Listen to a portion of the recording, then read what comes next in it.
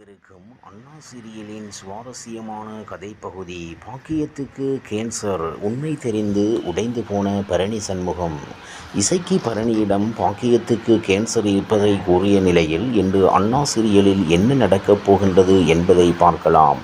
அண்ணா சீரியலின் நேற்றைய எபிசோடில் சண்முகத்தின் கோபத்தால் இசக்கி சாப்பிடாமல் இருந்த நிலையில் இன்று நடக்கப் போவதை பார்க்கலாம். அதாவது பரணி இசக்கி பார்க்க வர அவள் சாப்பிடாமல் இருப்பதை பார்த்து அவளுக்கு ஆறுதல் சொல்லி சாப்பிட வைக்கிறாள். இதையடுத்து இசக்கி சாப்பிட முடியாமல் மயங்கிவிட பரணி அவளுக்கு குளுக்கோஸ் ஏற்றுகிறாள். அப்போது மயக்கத்தில் இசக்கி என் மேலே எதுக்கு அண்ணா கோபமா இருக்க? நான் எதுக்காக உன்னை மீறி இங்கே வந்தேன் தெரியுமா?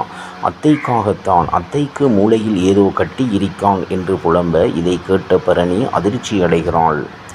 பீரோவில் இருந்து பாக்கியத்தின் ரிப்போர்ட்டை எடுத்து பார்த்து அம்மாவுக்கு கேன்சர் என்பதை அறிந்து மேலும் அதிர்ச்சி அடைகிறாள். இந்த ரிப்போர்ட்டுடன் வீட்டுக்கு வந்த பரணி சண்முகத்தை பார்த்து, இசைக்கு எதுக்காக அந்த வீட்டுக்கு போனால் தெரியுமா? நீ எனக்கு அத்தை இல்லை அம்மா மாதிரியே என்று வெறும் வாய் வார்த்தையாகத்தான் சொல்லி இருக்க. ஆனால் அவ உண்மையான பிள்ளையா நடந்து இருக்கா. அம்மாவுக்கு கேன்சர், அதனால்தான் இசைக்கு அங்கே போயிருக்கா என்று ரிப்போர்ட்டை தூக்கி முகத்தில் வீச சண்முகம் அதிர்ச்சி அடைகிறான். என்ன சொல்ற என்று சண்முகம் கலங்க, பரணி இந்த விஷயம் அம்மாவுக்கு கூட தெரியாது. அண்ணனும் இசைக்கியும் அம்மாவுக்கு விஷயத்தை சொல்லாமல் ட்ரீட்மெண்ட் எடுக்க வச்சுக்கிட்டு இருக்காங்க என்று சொல்கிறாள்.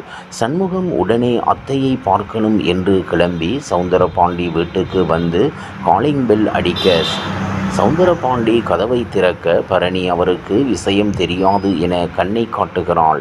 பாக்கியம் சண்முகத்தின் குரலை கேட்டு இந்த நேரத்தில் என்னடா என்று கேட்க சண்முகம் என்ன மன்னிச்சிடு என மன்னிப்பு கேட்க பாக்கியம் ஒன்றும் புரியாமல் நிற்கிறாள்.